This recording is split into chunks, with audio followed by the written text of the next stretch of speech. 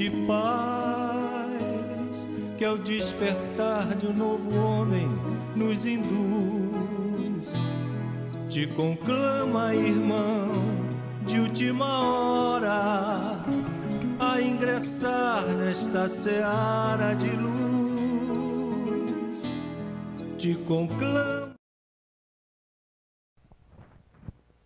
Minhas irmãs, meus irmãos, meus amigos, nós agradecemos a Jesus a bênção e a oportunidade de estarmos hoje aqui, encerrando este ciclo deste mês, onde a gente exalta essa instituição que nos recebe há 92 anos, aos companheiros que por aqui vieram e ficaram, aqueles que desencarnaram e ficaram.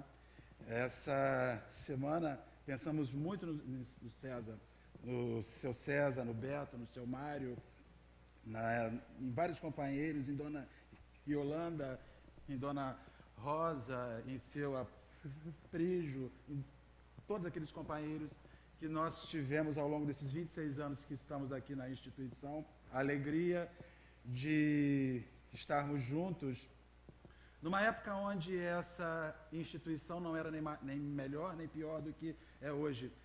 Era uma outra época, era um outro momento, um instante diferente do movimento espírita. As cadeirinhas que nós usávamos aqui dentro pertenciam ao cinema recreio, que se desfez das suas cadeiras, dos bancos de ferro, que nós arrancamos muitas vezes a cabeça dos nossos dedos, porque chutávamos o pé daquele banco e fazia uma avaria na gente. Mas eram dias muito próximos, eram épocas onde nós tínhamos nessa instituição reuniões públicas com 15 pessoas, com 20 pessoas, onde nós olhávamos, né, Carla? Onde nós olhávamos e já sabíamos quem eram aqueles companheiros, quem eram aqueles indivíduos. Eram outros dias. A casa aumentou porque o sofrimento aumentou, porque as lutas ficaram maiores, porque as demandas da alma ficaram maiores. Nós também falamos de uma época onde a nossa cidade era efetivamente um mar azul e tranquilidade. Hoje nós já vivemos uma outra cidade, uma outra Cabo Frio, com violência urbana, com lutas, com outros mecanismos que sugam a nossa alma e que sugam a nossa vida. Ontem, quando nós pensávamos sobre hoje e pensávamos como iríamos abordar o tema para os nossos companheiros, nós nos emocionamos muito em lembrar desses nossos irmãos, aonde tivemos lições brilhantes com eles de como nós nos respeitávamos. Uma ocasião, me perdoem eu falar de mim, mas uma ocasião fiz uma viagem de férias e fiquei um mês fora e fui visitar familiares que tinham uma situação econômica bem diferente da minha, muito superior à minha. Eu era nada financeiramente perto daqueles companheiros. E quando eu voltei, eu rejeitei a minha vida de volta. Eu tinha 21 anos de idade e morava aqui próximo à casa espírita. E então eu tive uma rejeição com aquilo que eu vi quando eu retornei. Eles viviam de uma maneira diferente, tão opulenta, tão cheia financeiramente, eu tão nada. Eu tomei raiva da minha vida e tomei raiva da casa espírita. E fiquei, quando voltei, mais um mês sem estar aqui. Um dia, quando eu vejo na minha porta Lucinha, filha de seu César, ela bateu e me disse assim: papai falou que só começa a reunião depois que você chegar. Era mediúnica de segunda-feira que a gente já estava inserido. Eu então fiquei com uma vergonha enorme, porque tinha um mês que eu não pisava aqui, eu morava aqui do lado.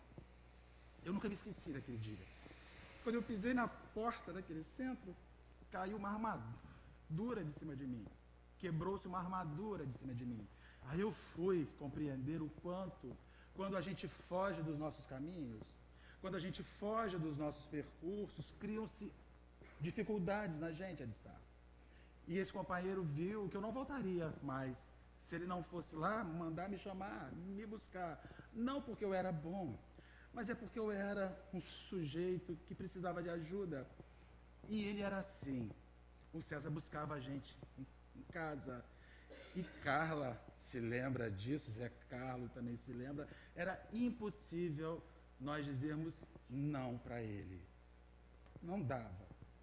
Muito doce, muito suave, muito soft, muito cavalheiro, um gentleman, uma das melhores coisas que Minas Gerais fez.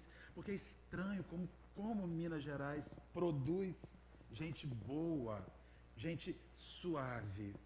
E ali nós fomos vivendo essas grandes experiências com esse nosso companheiro, que tinha uma forma única de agir com os nossos irmãos. Hoje, quando nós vemos essa casa gigante e vemos o nosso irmão Márcio realizando uma atividade de Hércules, porque acreditem, fazer um centro espírita pequeno funcionar já é algo complexo. Agora, fazer uma instituição como esta funcionar é coisa de Hércules. As pessoas, às vezes, elas entram aqui, veem as coisas todas funcionando, mas elas não avaliam o quanto há de luta, de lágrimas, de suor, de esforço, para que isso que a gente vivencia aqui dentro esteja acontecendo. Nós vimos, então, esta instituição ao longo dos 26 anos que estamos ligados a ela. Mesmo em uma época que estivemos vinculados a outra instituição, nunca deixamos de estar vinculados a essa instituição. E acompanhamos a mudança, as mudanças principalmente físicas que ela vivenciou, mas temos a certeza plena e absoluta que aqui dentro foi consolidado uma relação de sentimento bom entre as pessoas, uma relação semelhante àquela que nós vivíamos, quando as pessoas, os companheiros nos buscavam na porta das casas da gente, quando a obsessão ficava enorme, e nós precisávamos que eles fossem lá nos dar uma chance. Mas tínhamos uma questão, nós falávamos uns para os outros sobre as nossas lutas. Muitas vezes alguns irmãos que vêm à casa espírita falam assim, mas as pessoas não se lembram de mim. Mostre-se às pessoas. Deixem que as pessoas saibam quem é você. Às vezes nós temos a ideia de que quando nós chegarmos à casa espírita, como se fala às vezes em orações iniciais, esqueçamos os nossos problemas, deixamos eles lá fora. Não! Traga os seus problemas cá para dentro. Coloque eles aqui dentro. Peça ao Senhor que lance sobre eles uma luz que te faça enxergar a saída daquilo que você não consegue achar. Venha para aqui e pergunte-se por que alguém que eu amo está enfermo, hospitalizado. É preciso que a gente faça essa pergunta. É preciso que a gente peça aos nossos amigos que a gente acredita, os espirituais, que estejam lá junto aos nossos entes queridos, fazendo aquilo que muitas vezes a nossa incapacidade não nos deixa realizar, Rosa. Centro espírita não é lugar de você assumir uma personalidade diferente, mais do que nunca é um lugar para você ser você. Ser você com as suas lutas, com seus conflitos, com as suas guerras existenciais, as suas lutas. Para que elas, se não se resolverem aqui, principiem-se a solução aqui. A nossa chegada na casa espírita, ela vem logo seguida de um processo de entusiasmo. Todos os companheiros que vêm à casa espírita e que voltam à casa espírita, invariavelmente chegaram aqui e sentiram um tchan, o entusiasmo que lhes invadiu a alma. E os homens antigos diziam que entusiasmar-se é receber a presença de Deus em si. Toda pessoa que sente-se vive entusiasmada diante da vida, recebe um sopro divino em si, e este sopro a vai estimular a viver, a existir. Quando a gente vem para a instituição religiosa, e nós que somos espíritas, estamos numa casa espírita, falamos da nossa vinda ao centro espírita. Quando a gente chega aqui, a gente recebe este sopro, recebe este ar. Eu me lembro, dia 14 de junho de 89, a primeira vez que eu pisei neste centro espírita. Na quarta-feira, Dona Ieda Manhães aqui, ou melhor, Dona Ieda Manhães aqui, Beto Azevedo aqui. O Beto falava sobre o Livro dos Espíritos, e ele então usava uma máquina de escrever Olivetti para repetir as perguntas em preto e escrever as respostas em vermelho. E aquilo ali ele fazia. Eu falava, Beto, mas você repete na máquina o que está escrito no livro. É para eu guardar, Marcelo. Não bastava abrir o livro, ele tinha que bater aquele negócio. E Dona Ieda Manhães, aqui, eu me lembro como se fosse hoje, há 26 anos atrás, o que ela falou. O que me encantou foi a forma que ela abordou o Evangelho, falando sobre Roma, discorrendo sobre uma Roma bela, histórica, que tinha toda uma relação com a obra do Senhor, com aquilo que foi feito e viria a ser feito, e se fecharia praticamente ali com a morte dos apóstolos, Pedro e Paulo, em Roma, fechando este ciclo que viria a dar o vigor a tudo o que veio a seguir. Desde então eu descobri que havia uma religião que tinha algo a contar sobre a vida, sobre a minha vida, sobre a nossa vida. E eu então recebi aquele ar do Senhor dentro de mim que me entusiasmou para eu retornar. É este ar que vem em mim e que vem nos senhores e nas senhoras que aqui chegam. E aí nós nos perguntamos às vezes por que o entusiasmo vai embora? Por que o entusiasmo nos deixa, nos abandona, e nós que gostávamos tanto, e nós que queríamos tanto, e nós que planejamos tanto, e nós que sorrimos tanto e que choramos tanto por ter experimentado aquilo, Bernadette? Por que será que em determinada hora eu, como um balão que se inflou de Deus e me senti voar, percebi que este balão começou a se esvaziar, a perder ar, como se Deus estivesse indo embora de mim e da minha vida, e eu que em determinada hora da minha vida achei que o mundo tinha jeito, Carla, que o meu mundo havia jeito, e que eu resolveria a minha existência, perdi toda a esperança diante da minha própria vida. Por que será que a gente recebe o entusiasmo e em determinadas horas percebe o entusiasmo ir embora? Percebe as coisas ficarem difíceis? Porque quando a gente vem para a casa espírita a primeira vez e gosta, e acha bom, e ouve algo que lhe estimula, você já sai querendo voltar na próxima semana, na próxima oportunidade, no dia seguinte. Eu me lembro quando eu cheguei aqui em Aristarco, nós não tínhamos esta profusão de reuniões na instituição. Nós tínhamos uma reunião segunda, uma sexta, uma quarta. E depois estava se inaugurando, quinta-feira, os estudos sistematizados, que era um grupo. Nós temos hoje na nossa instituição, se não me falha a memória, 9. Cerca de 120 senhores e senhoras participam, companheiros participam. Naquela época nós éramos 8, que vínhamos aqui sob a regência de Dona Ieda Manhães, que era a pessoa responsável em atender a gente aqui. Quando nós chegamos aqui e a ouvimos falar, no dia seguinte nós viemos aqui. Com 6 meses estávamos na reunião mediúnica, algo que para os dias de hoje, com as mudanças, com a ampliação de pessoas, é algo mais difícil de acontecer. Mas naquela época era assim, porque o conjunto de pessoas era muito menor e as necessidades de absorver esses companheiros para que as tarefas fossem realizadas era muito maior e havia uma aproximação maior entre os companheiros, entre os nossos irmãos, entre as nossas irmãs. Então, quando nós recebemos este sopro, tivemos vontade de vir e nos inserir nas atividades. E aí, João, eu virei o microfone e o som voltou. Nós, então, ficamos imaginando diversas vezes, por que a gente se incha, e depois de 5 meses, alguns anos, ocorre esse esvaziamento e a gente não volta mais. Dizem os espíritos, o Neo Lúcio, espírito que escrevia por Chico Xavier, narra sobre um espírito amigo, uma mulher, um espírito que tinha a forma de uma mulher, que busca os anjos divinos porque ela queria ser um mensageiro de Deus na Terra. Ela queria realizar as obras de Deus na Terra.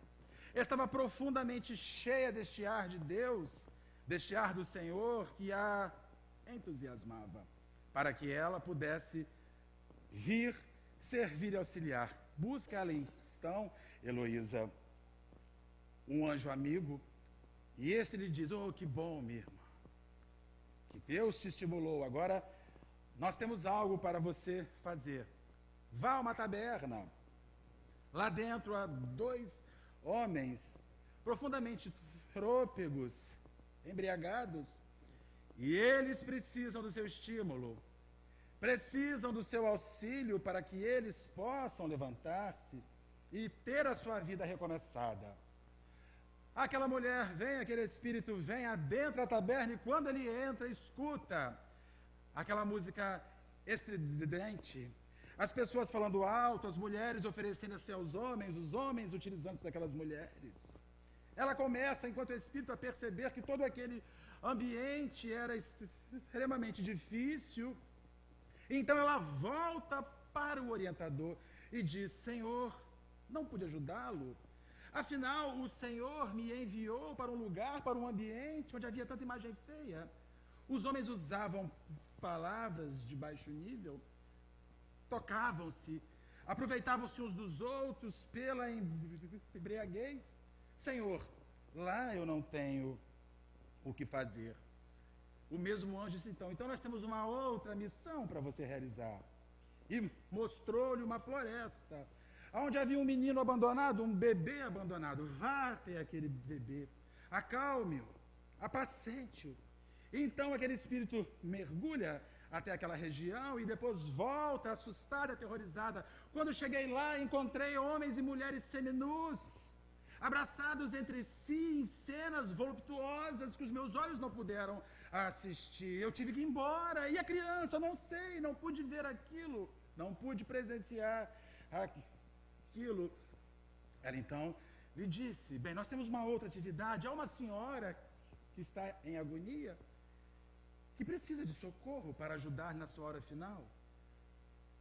E a amiga divina, o espírito amigo, mergulha até aquela senhora, e quando chega lá, observa que o marido, antes mesmo que a mulher desencarnasse, se organizava com outra mulher para formar um outro núcleo, aproveitando a morte da sua esposa para constituir nova família.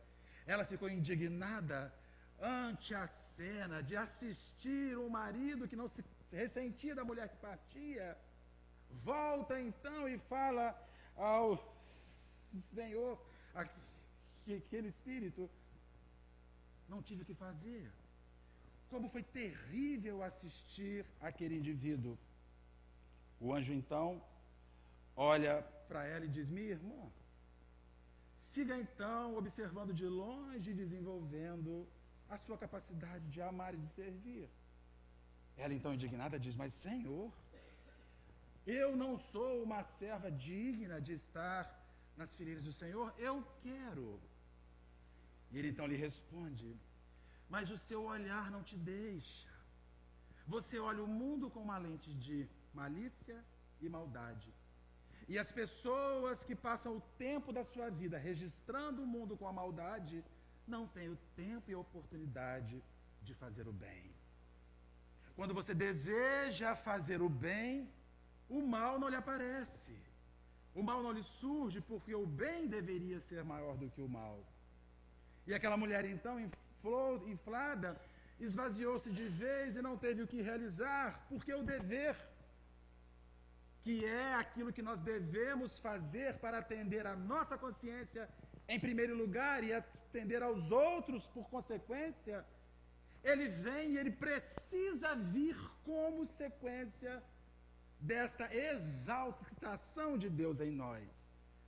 A gente se infla e precisa pegar essa energia e escolher para onde voar, para onde ir. E aí nós falamos para os nossos companheiros assim: meu irmão, como você está? Eu estou muito bem. Tenho ido a um centro espírita, tenho escutado coisas, tenho sentido energias, tenho me sentido mais cheio, melhor, olhando a vida com sentido. E para onde você voa? quando encerra-se eu vou para a minha residência para continuar vivendo do mesmo jeito que eu vivo. Para continuar fazendo o que eu faço sempre. Porque existe uma questão terrível no que se refere à religião. Alguém disse que religião e vida são coisas distintas. Há muitos companheiros que tiram os aprendizados religiosos na hora de terem ações sobre a sua própria vida. É esquisito isso. Nós vemos irmãos que vêm à instituição espírita e aprendem os valores e as propostas da moral, dos bons costumes, se não de mudar, mas do esforço que você precisa fazer para mudar. Ô João, eu vou deixar esse microfone de qualquer... porque ele vai virando, João. Dos esforços que nós precisamos fazer para fazer os ajustes na nossa vida. E isso tira o nosso ar, tira Deus da gente, na medida em que nós nos enchemos dele, mas nada fazemos com ele. Não damos um serviço a esse Deus. E então a pessoa adentra em instituição religiosa, e foi exatamente este motivo que tirou-nos das outras religiões, que nos inflaram de Deus e que nós não encontramos o que fazer ali. Eu digo aos companheiros, isso acontecerá aqui, se a gente não começar a descobrir um dever para realizar. Descobrir um ofício para fazer. Você veio para o centro espírita porque descobriu que o seu matrimônio está horrível, que o seu casamento está péssimo, que tudo está funcionando errado. E disseram a você, vá ao centro espírita, porque lá eles trazem a pessoa amada em 3 dias. Tem umas plaquinhas por aí afora, né? Que as pessoas até acreditam e vão, né? Tem gente que fala assim para você assim, olha, nada contra, eu fui numa cartomante, mas ela falou tudo. Falou até o que eu não perguntei. Você não sabe que ela tem acesso ao seu Facebook. E como você fala tudo para o seu Facebook, ela acessa ele, faz seu link e te conversa. Mentira. Então as pessoas vão, elas vão ali, olha, eu não vou, né? Eu não vou, mas assim, eu não sou, mas eu estou ali, eu gosto, eu preciso dessas respostas. Então, quando a gente vem para a instituição espírita, porque nós temos conflitos, nós temos problemas nas nossas relações, problemas de saúde, problemas sociais, financeiros. Tem gente que vai para o centro espírita para melhorar a vida financeira, molhar a carteira com água fluidificada, dar passe na carteira, bota ela no bolso da frente. Eu vou botar minha carteira no bolso da frente, dar um passe ali para ver se multiplica a nota de 100 ali dentro, para eu sair daqui bem. Porque as contas estão difíceis, não é, Mariazinha? As contas é aquela luta, então eu vou orar a Deus, se a gente quisesse isso, se fosse fácil assim. Então o sujeito vem para cá, e a gente ouve isso na casa espírita, porque as pessoas são menos avisadas, elas acham que aqui a gente vai resolver os problemas delas. Meus irmãos, alguns companheiros aqui passam por lutas desde sempre, por guerras desde sempre, por guerras físicas, por guerras familiares, e a gente está insistindo em fazer o acerto sobre isso. Mas muitos companheiros entram aqui, quando se sentam, vão falar assim, eu não sei porquê, outro dia escutei assim, eu não sei porquê, estou na 7ª relação, e nenhuma deu certo. Eu falei, por um motivo único, você replica o modelo em 7. Mude o modelo. Comece a fazer diferente. Eu quero uma pessoa que gosta de sair, eu quero uma pessoa que gosta de viajar, já está na 5ª que gosta de sair e de viajar. Então arrume uma que detesta viajar. Arruma uma que não suporte sair, para ver se dá certo. Na medida que nós vamos replicando os modelos, e os modelos não funcionam, seria sábio mudar. Eu me casei com o primeiro espírita, não deu certo. Com o segundo espírita, não deu certo. Com o terceiro espírita, não deu certo. Caso com o evangélico, porque ele se separar é inferno. Então ele vai levar até o final o processo de relação. Os modelos precisam ser revisados, Aristarco, mas a gente repete os modelos porque para nós o mundo é a gente. Então o meu modelo é o certo. Então o sujeito entra aqui e fala assim, eu senti uma coisa tão boa nesse lugar, um balacobaco, uns arrepios na nuca. Eu fui assim, todo mundo sente um arrepio, uma mão que passou atrás da minha orelha, eu senti uma mão, eu vi uma sombra, eu vi uma neblina, eu vi uma luz ali. Ó, gente, limpa o óculos, porque o espírito tem forma. Espírito não é neblina, não é essas coisas. O espírito, para o vidente, ele tem aparência. Quando você vê a vidência, só se determina enquanto vidência, quando você define o que vê. E às vezes nós estamos aqui, naquela ânsia de perceber uma coisa esquisita, aí a gente vai procurando uma luzinha, eu vi uma neblina. Outro dia, fomos numa instituição espírita, e essa foi novíssima na minha vida. Eu já vi cada coisa do centro espírita, aí a pessoa chegou para lá e me disse assim: Marcelo, uma cidade vizinha, não tão vizinha assim, um pouco mais de léguas daqui. Eu trouxe uma coisa que só você vai me responder. Eu falei, eu não. De cara já disse, eu não. Quando a pessoa me abriu, Carla, o que você me diz disso aqui? Aí me mostrou. Era uma foto da ultrassonografia do neto que ia nascer. Ela jurava que vinha uma mão saindo da boca do neto, uma cabeça por trás, dentro do ventre. E a senhora viu, está vendo o que aí? Você não está vendo, eu estou vendo nada. Estou vendo uma criança, mais nada.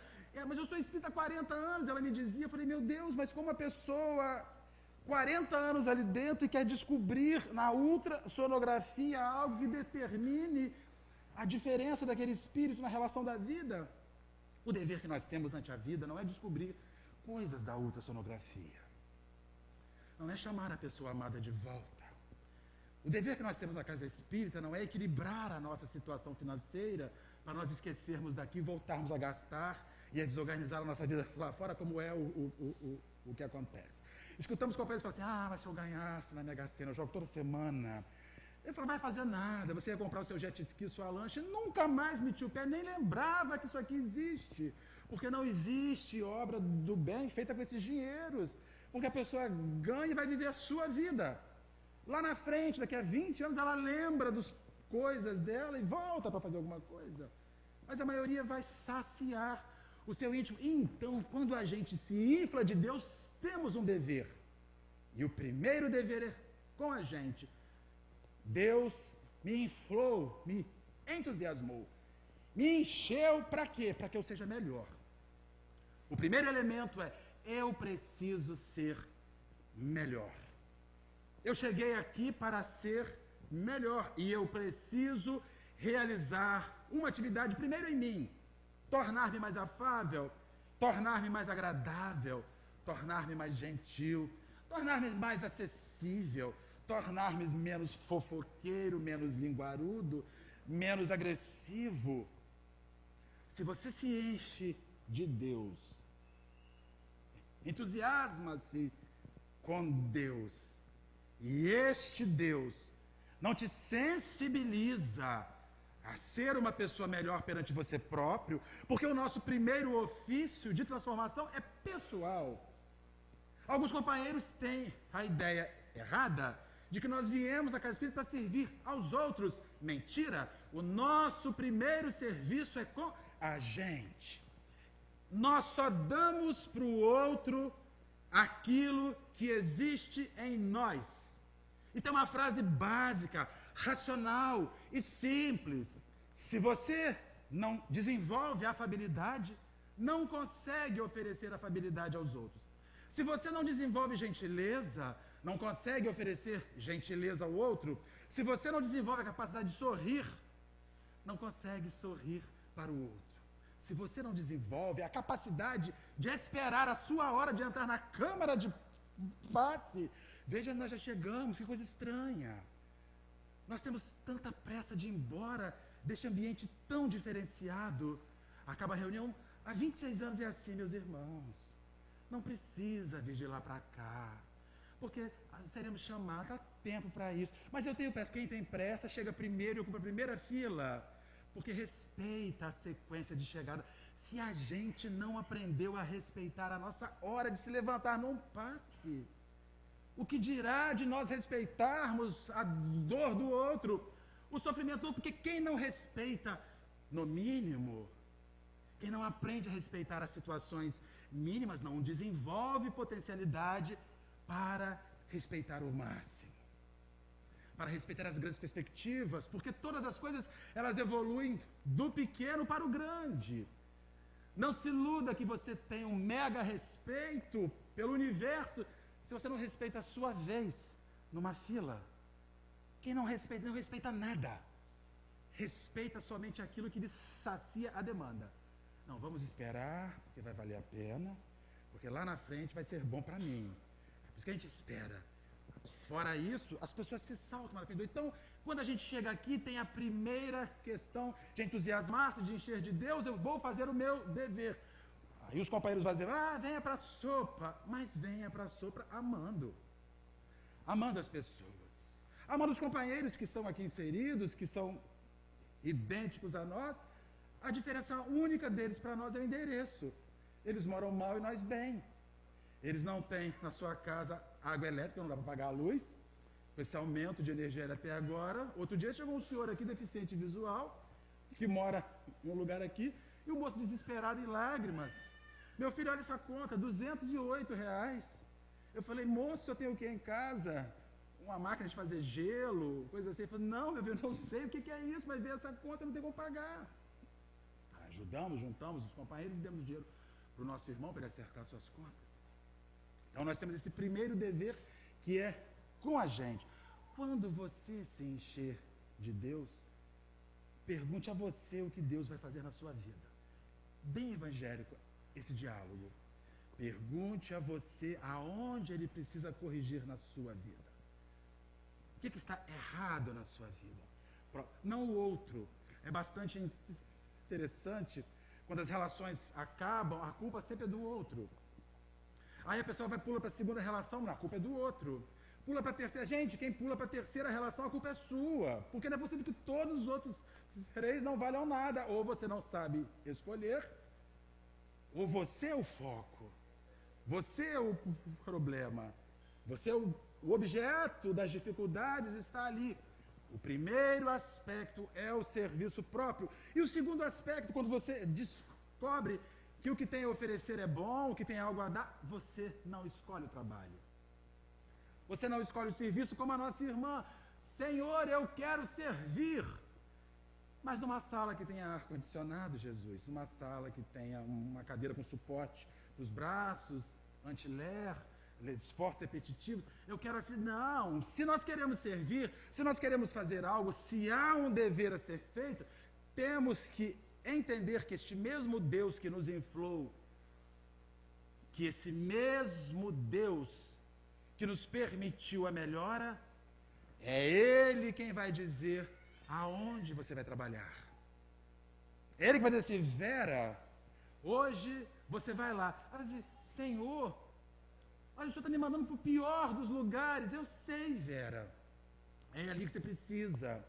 Porque você tem uma dificuldade enorme em relação àquilo. Quando a gente tem o horror de ir a determinados ambientes, o nosso horror é o medo do quanto aquele ambiente pode nos corromper e nos levar de volta.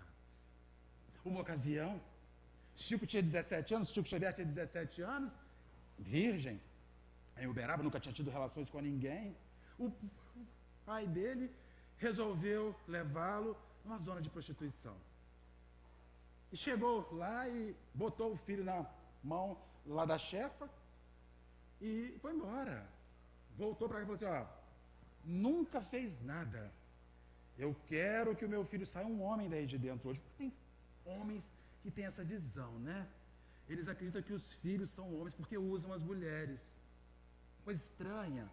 Quando você tem uma filha, você resguarda, cuida, protege quem é. Quando você tem um filho, papai hoje é outra. Papai, você dá o carro, dá o dinheiro, ensina, paga o motel, traz a camisinha, leva o medicamento, porque aquilo representa o exercício da virilidade que faz do seu filho um macho, sim, mas não um homem. Os cães são machos, os leões são machos, mas são bichos. Quando você educa e age assim com seu filho, você diz para ele que ele é um macho, mas não é um homem. E outra coisa, quem passa uma vida usando muitas mulheres, jamais ficará com uma só. Não se formata aquela pessoa para viver a honestidade de um casamento, o aspecto fiel, a fidelidade do matrimônio, porque ele sempre usou muitos, possuiu muitos, e aprendeu a lidar com muitos, e aprendeu a mentir para muitos. Ficou um especializado, e há homens que se vangloriam disso, e o pior, infelizmente, o século XXI deu a muitas mulheres esse aspecto, essa visão de possuir muitos, de terem muitos, de contabilizarem muitos. E o que está acontecendo? As nossas famílias não se sustentam mais. Desfazem-se no máximo com 5 anos, porque você sente falta da rotatividade. Você quer voltar para aquele período de rotatividade, de fartura. E isso porque nós não aprendemos ainda o dever próprio da fidelidade ao sentimento pelo outro. Por aquele que nós fizemos a opção de caminhar juntos. E o Chico, então, estava lá na zona de prostituição. O pai foi embora, falou, daqui a pouco eu volto. 2h30 eu volto. E quando ele volta, todas as mulheres estavam na sala em oração com Chico. Ele continuou virgem, mas ele conseguiu fazer um feito gigantesco. Naquela noite, nenhuma daquelas mulheres deitou-se com homem algum. Nós vemos o poder de uma pessoa que muda o ambiente. O poder de uma pessoa que o ambiente não a corrompe. Que o ambiente não tira-lhe a moral por um motivo único. Não se tira o que é seu. Só se tira o que é dúvida em você. Só se tira o que é dúvida em você. Temos companheiros que tínhamos uma fidelidade enorme, tínhamos uma relação, acompanhávamos até o dia que ele assumiu uma função de poder e de mando. Transformou-se. Aí diz assim, mas essa pessoa é outra pessoa, não é outra pessoa. Você está vendo agora a pessoa de verdade. Ela sempre foi assim, só não teve oportunidade de se expressar. De que aquilo surja, de que aquilo venha. Então, nós temos um dever primeiro de transformarmos a nós para que os ambientes posteriores onde nós iremos servir não nos corrompam. Não tirem de nós todo este esforço de Hércules que a gente faz para ser um pouco melhor, Vera. Aí a gente vai e fica assim, mas olha, desde que eu fiquei espírita, nunca mais eu voltei num churrasco de família. Mas eles bebem todas e mandam comprar depois as que faltam. Eu falo, mas vai, você precisa ir. Mas se eu for lá, eu vou. Não sei, vá fazer uma experiência. Não fuja do seu passado. Vá lá, celebre. Mostre aos outros que aquele sopro de Deus que te entusiasmou um dia, te mostrou um dever diante da consciência de zelar por você próprio, aonde o seu corpo não precisa mais de determinados aditivos para ser feliz, porque felicidade é alma. Felicidade é alma, nós conhecemos pessoas que quando bebem ficam insuportáveis, em depressão alcoólica. É a pior depressão que existe, diz que me ama, fuma, diz que me ama. Aí lembra da tia, da avó que morreu há 26 anos atrás e não deu a ele o brinquedinho que deu para o primo, aquilo registrou na alma. E o álcool libera aquele monte de coisas loucas. A gente fica até chateado de determinados eventos, né? Eu tenho alguns chateamentos porque eu já cheguei, pronto, vai baixar o passado. Aí abri o livro, aí vem desova aquilo tudo. Eu falei, que chatice. Mas a gente ouve, mas aí um dia o cara vai falar para você assim, fulano, você bebia todas e mais algumas, né? Eu nunca fui muito, né? Mas fui um pouco. Hoje, graças a Deus, não sou mais nada. Por opção minha, própria, sem fanatismos religiosos, identifiquei que na minha vida isso não é bom mais para o meu corpo, que já está rodado, gasto e ficando velho, a barba está branca, é igual um dálmata, preta e branca. Então a gente já está nessa fase, fazendo as transformações. E aí a gente vai estar lá, e a pessoa vai, como você sorri, como você está feliz. E já perceberam que quando a gente vira religioso, alguma coisa, todo mundo procura a gente para contar um negócio? Eu soube que você está indo no centro espírita. Eu tenho como te contar, eu tinha tido uns sonhos recorrentes, mamãe que morreu, eu tinha raiva dela, ela tinha raiva de mim, papai que não me suportava, meu irmão, aquele fulano. Aí você começa a falar e ouvir, porque as pessoas te buscam, e você fala assim, mas isso daí é porque eu fiquei chato. Não, é porque você está se iluminando. E quando a gente acende uma luz, as moscas vêm. os pernilongos que às vezes perturbam, vêm. As pessoas infelizes que não sabem para onde ir, quando a gente se acende um pouquinho, elas nos procuram e nos buscam, porque nós podemos levar um pouquinho de luz para elas, diante do dever que vimos realizando de transformação e ajuste na nossa vida. O nosso exercício religioso tem que nos deixar de ser chatos, de reclamar da vida, dizer que nada está bom, que nada está certo, quanto mais eu rezo, mais a assombração aparece. Se você veio para a casa espírita com o objetivo de negociar indulgências com os bons espíritos, vá embora. Isso não vai acontecer aqui.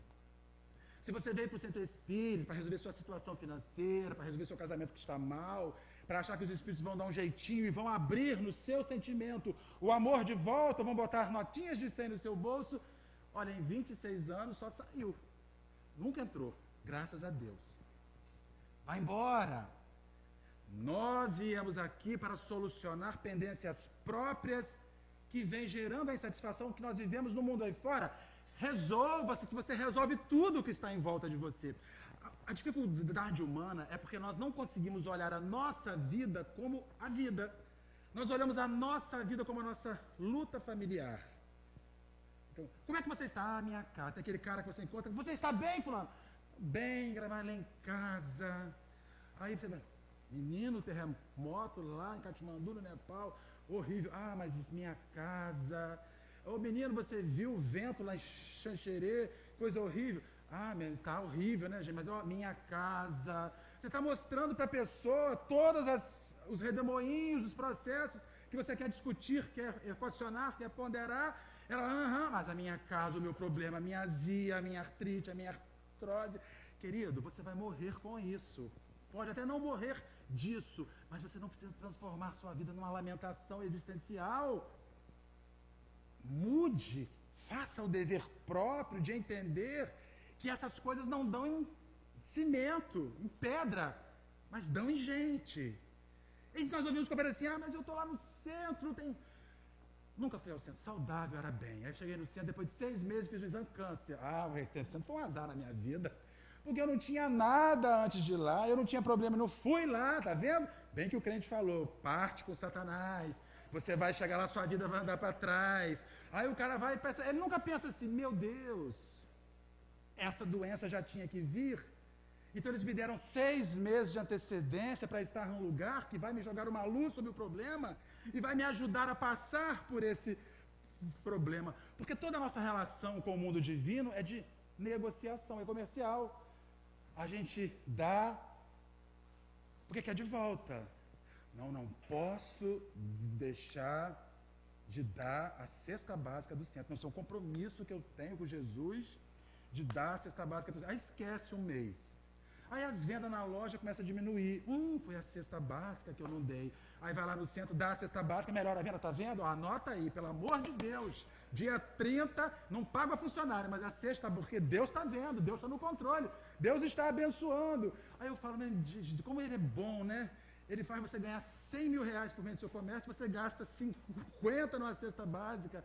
É um negócio meio irregular, se fosse assim como a gente acha que a coisa funciona. O nosso dever é para com o próximo, nas demandas que o outro vivencia.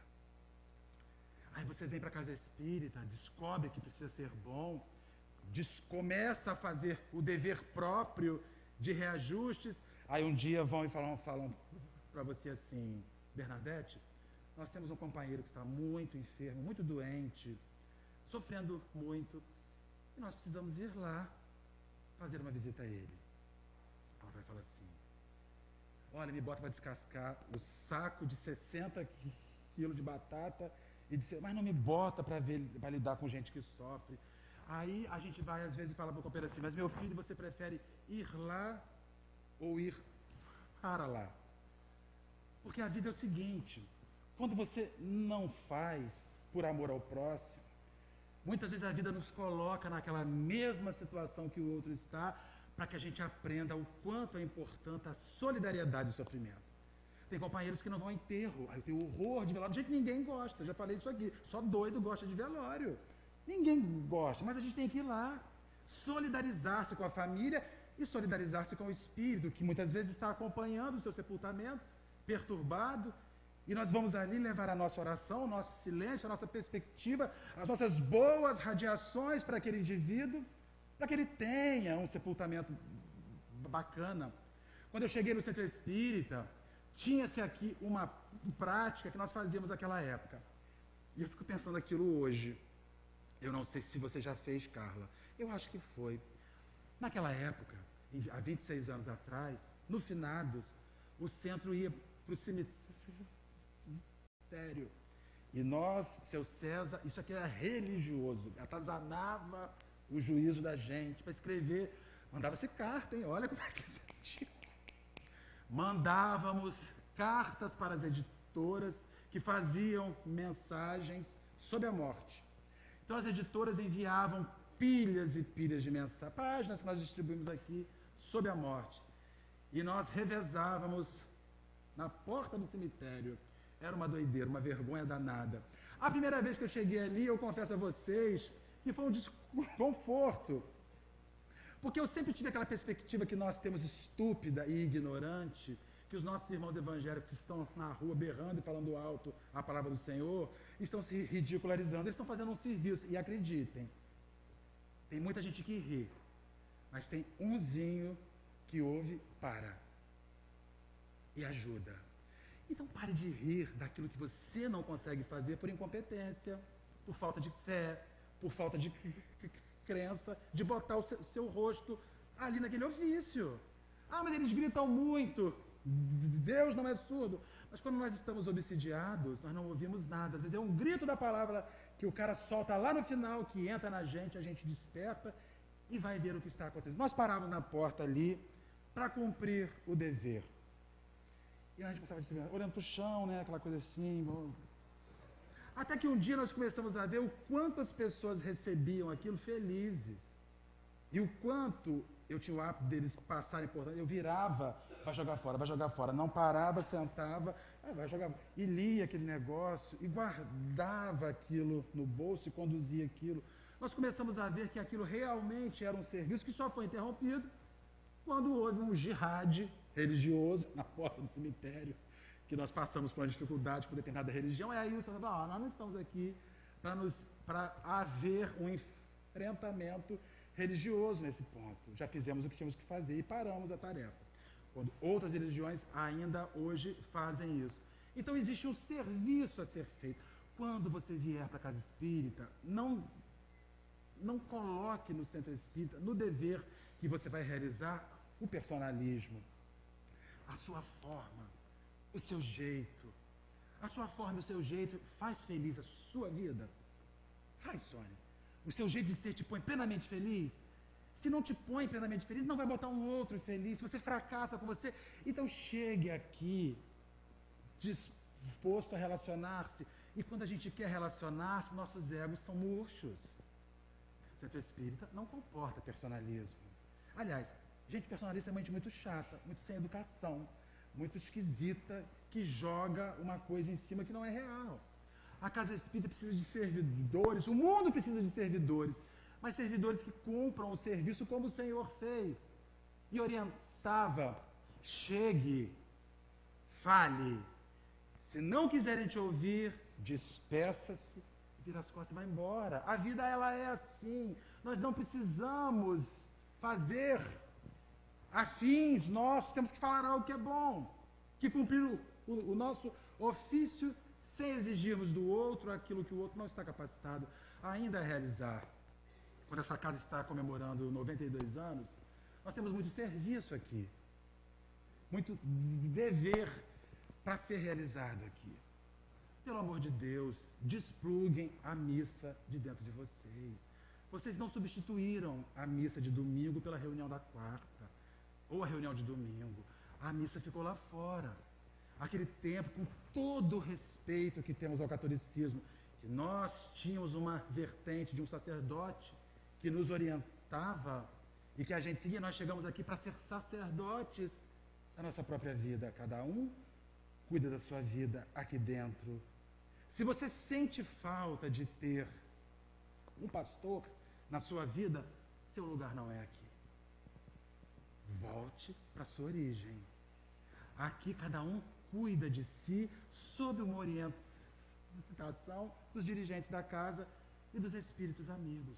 Nossa casa tem serviço, nossa casa tem ofício, nós temos um conjunto de demandas e de necessidades enormes. Às vezes precisamos de um companheiro que ajude a ligar uma câmera, que às vezes temos dificuldade aqui. Um dia chegue aqui e diga assim, olha, se precisarem de mim um dia, eu posso fazer isso, porque a gente não sabe quem são as pessoas. Nós temos alguém que pode chegar aqui e dizer assim, olha, eu tenho um carro, um comercial, leve a caminhonetezinha, se vocês precisarem algum dia de que apanhe alguma coisa aí fora, porque tudo que é feito aqui nessa casa é na limusine presidencial de Márcio, que está ali fora, com o escorte caidinho, que vai tudo ali dentro. Ofereça-se, bote o que tem, diga-me, olha, eu quero fazer isso, e de repente você vai descobrir que a sua vida tem muita coisa boa para ser feita. Um dia, eu tinha 24 anos de idade, fui escutar uma palestra na Sociedade Musical Santa Helena do Zé Raul Teixeira, quando ele falou das casas espíritas no mundo afora. E ele disse que na Eslováquia tinha meio centro espírita, ele disse que na Iugoslávia tinha uma casa espírita, ele disse que esse lugar, quando nós saímos de lá, um ano depois nós fundamos uma casa espírita no Jardim Esperança, onde ficamos por 16 anos ali à frente da atividade. Até retornarmos aqui. Às vezes, você vai descobrir o potencial que existe na sua vida de fazer algo pelo teu próximo, quando você se posiciona na tarefa. André Luiz diz que quando o servidor está pronto, o serviço aparece. Prepare-se para dar. Pegue este ar que é Deus entrando na gente aqui dentro, que nos enche de entusiasmo, e comece a fazer o dever das suas transformações pessoais. Não passe a sua vida em atitude passiva diante da existência. A vida vai te cobrar isso a algum instante. É a parábola das moedas, dos talentos. Quando nós retornarmos, vamos ouvir assim, e aí, o que você fez? Com o quê? Com tudo aquilo que nós te demos. Com as oportunidades que você... Mas tudo foi meu esforço. Foi seu esforço, não. Nós organizamos a sua existência para que aquilo desse certo, porque esperávamos coisas de você em favor de você mesmo e dos outros que estão ao seu redor. O que você fez? Ah, Senhor, eu tomei muita cerveja gelada, não perdi um domingo de sol, mas você podia ter feito tudo isso e ainda sobraria tempo para servir aos seus e dedicar-se ao próximo, num dever, num ofício, qualquer que seja, de socorro à própria vida. Nós levaremos isso quando nós desencarnarmos, nada mais irá. Quando nós falamos em morte, que é iminente, pode acontecer agora, alguém aqui, ou poucos minutos depois, nós não teremos tempo de buscar nada. Seremos nós e o nosso ofício próprio. O que apresentaremos ao Senhor? Então, quando nós nos entusiasmarmos e quisermos servir, utilizemos esse entusiasmo para cumprir o dever, primeiro, de mudança em nós. E, posteriormente, quando estivermos com os nossos ajustes íntimos, começarmos a distribuir este equilíbrio bom da gente, essa coisa boa da gente para o próximo. Mas não vamos esperar 25 anos para fazer isso, porque nós não sabemos a nossa hora. A hora é agora. E nós estamos aqui. Espero que por mais 92 anos, essa casa esteja aqui e que a gente se acotovele, depois de morto aqui dentro, para ter esse espaço abençoado que vem nos ajudando e que vem nos insuflando e nos estimulando profundamente às transformações e às mudanças. A gente agradece imensamente os companheiros. Agora, só fazendo um ajuste, não aceitem, quando disserem aqui, boa noite, meus irmãos, sejam bem-vindos, recusem. Todos nós estamos aqui no mesmo barco, quem está aí com quem está aqui. Você pisou porta dentro pela primeira vez e gostou disso aqui, a casa é sua. É sua. Passe chegando, não seja tímido. Procure as pessoas. Quer falar com alguém? A gente acabou a fala, saiu, achei uma porcaria que ia dar na cara dele. Pode dar, dá devagar. Dá ali fora. A gente recebe, não tem problema não. Pode enfiar a mão na cara, está acostumado. Tem gente para defender. Chama Mariazinha Gouveia, bota o Gouveia na frente. Então, assim, procure as pessoas, diga o que você quer, o que você espera, mostre-se, não tenha restrições a isso, não perca mais o tempo. Nós estamos inflados e há possibilidades boas de acontecer, só depende do nosso esforço. Até porque no final, todo esse nosso esforço se fechará no resultado para nós, não para o outro. Tudo aquilo que nós fazemos com este bem, volta em bem para as nossas próprias vidas. Né, tá aqui para os índios.